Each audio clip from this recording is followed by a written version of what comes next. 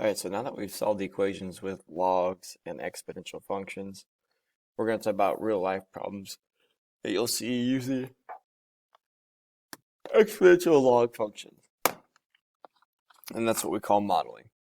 All right, so let's see, we'll model and solve real world functions with exponential functions. So, two big formulas you need to know, and they'll give you these on the Hawks, but exponential growth and exponential decay. Notice the minus represents decay, the growth is the plus. Now, the A in both equations is the initial amount. The R is the rate as a decimal. And that's key there. It has to be a decimal. And then T is going to be your time. So it might be hours, days, minutes, years, whatever it is. So let's do an example. The population of a city in 2002 was 153,800. Assume the population of the city increases annually at a rate of 3.2% per year. So write a function to model this. The big word there is increases, so we know that's going to be exponential growth. So our initial amount is at 153,800. The rate is 0.032. So yes, it was 3.2%, but you move the decimal 2 to the left. Our rate is always used as a decimal, not as a percentage. So my equation is going to look like this. A to the t, which is what we're solving for. So A of t equals 153,800 times 1 plus 0.032 to the t power, which we can simplify to 153,800, 1.032 if I add the 1 and the 0.032 to the t. So it says, use your model to predict the population of the city in the year 2017. Well, to figure out the time, we got to subtract 2017 from 2002 because that was the year that they gave us. So that's going to be 15 years. So then we just plug it in. We say 153,800, 1.032 raised to the 15th power. Now I would type this in on my calculator and just practice it since you're at home and I can't really see you guys. So you would type this in first, raise it to the 15th power, and then multiply your answer by that 153,800. So you should get 246,690 people.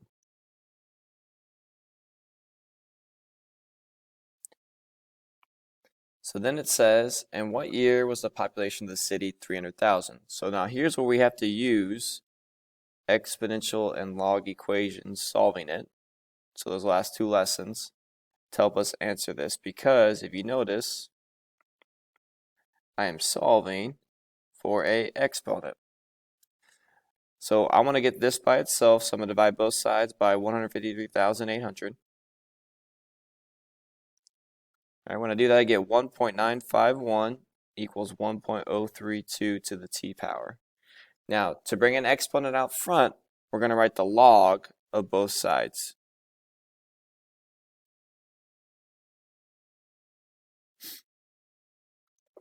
So that puts the exponent in front. So then I would divide by log of 1.032, divide by log of 1.032.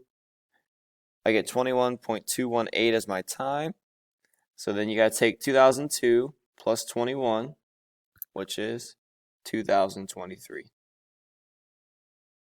So in 2023, that's when the population will be over 300,000. So again, that's using some of that exponential solving prior knowledge to help us solve that equation. All right. So the next type of equation says the value of a vehicle in 2009 was $8,000. The vehicle's value depreciates at a rate of 12.5% per year. Assume this trend continues. So our A is 8,000. Our R is 0.125, right? You got to move it 2 to the left to make it a decimal. And it says find the value of the vehicle in 2013. So we can figure out the time. 2013 minus 2009 is equal to 4 years. Now the big thing here is it says it depreciates, so I know I'm going to use decay. So I'm going to do 8,000 times 1 minus 0.125 raised to the 4th power.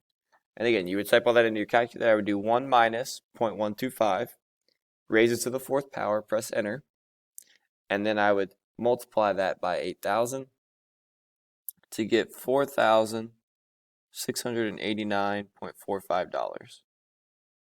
And yes, we're going to round to the nearest cent. So then it says, in what year will the value of the car be less than $5? So now we know the answer. It's 5. We're going to set it equal to our equation. And we're trying to figure out the t. It's kind of like last time. I'm going to subtract or divide by 8,000 to get my exponential part by itself. So I get 0.000625 equals, I'm going to simplify this to 0.875 raised to the t. So just like last time, to get a t out front, the exponent out front, to solve it, I take the log of both sides.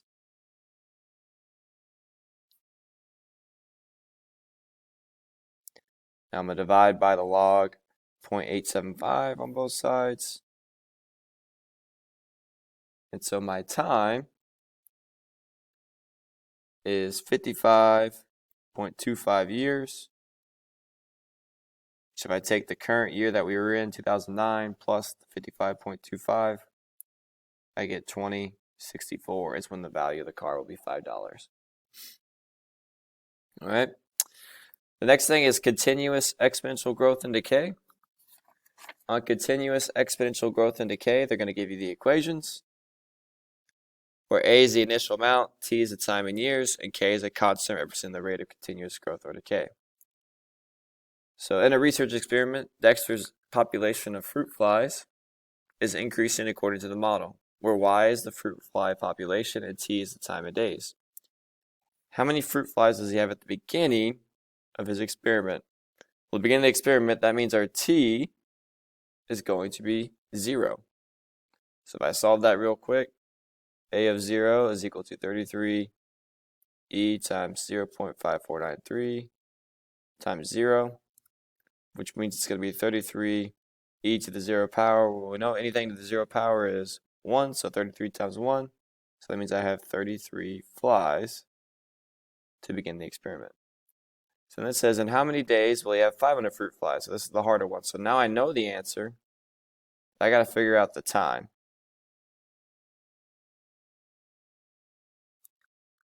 All right. So we're going to divide both sides by 33, kind of like we did whenever we took the log of both sides. I get 15.15 equals e to the 0.5493 t power.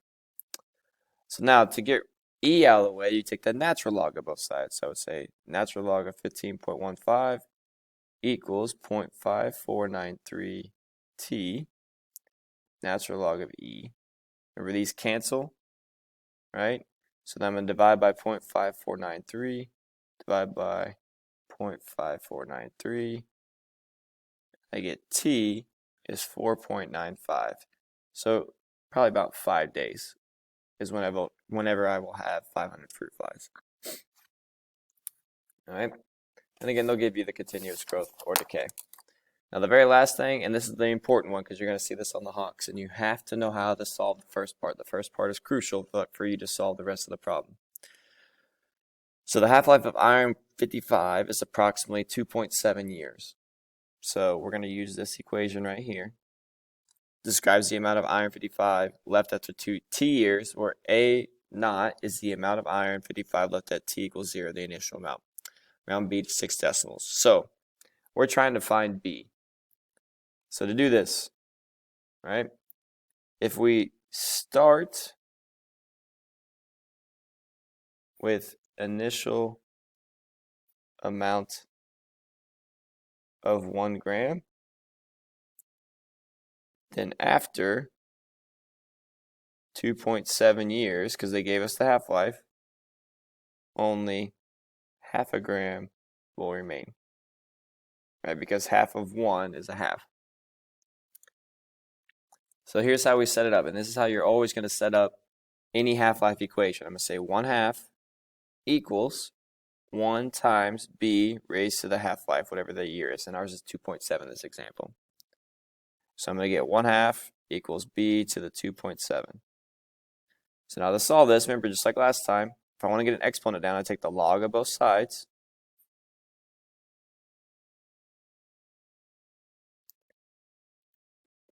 Now notice, I don't know what b is, so I'm going to divide by 2.7 this time. So I get negative 0.1115 equals the log of b. Now to get rid of log, you raise both of them to a base 10, and whatever's there becomes the exponent. So this would be 10 to the negative 0.1115 equals 10 to the log of b. Now these cancel, so then I would solve for b. You would type into your calculator 10 raised to the negative 0.1115, and I would get 0.773571. And on the Hawks, you're going to round to 6 decimal places. That's how much it's going to be. Now, again, this is the crucial part, because then it's going to ask, all right, how much of a 10-gram sample will remain after 5 years? So now you're going to use the same equation, but I know what b is. So that's why it's important to get the first part right, because then I would say, all right, I know my b is 0.773571. So I'm going to say a 10-gram sample, 0.773571, the b, raised to the whatever year it is. In this case, it's 5. So I would type it in my calculator, and you get 2.770 grams. Again, the first part is the hard part, solving for b, the base. And then once you get the base, they're going to change the numbers on you. So it's a 10-gram sample. That's how many years I have. And then I had the b. So then in C, question C, it's the same thing. It says how much of a 10-gram sample would remain after 8 years? So I'm going to still use 10. So I'm going to use that 0.773571. This time I'm raising it to the 8th power. So I get 1.282 grams. And again, the longer it goes on, the less of something you will have, because it's going to keep going and cutting in half, half-life. And here's the thing. On the Hawks, it's going to be those 3 parts. They're going to give you, so when they want you to solve for b, and then you're going to use b to answer 2 questions. And the 2 questions after solving for b should be pretty easy.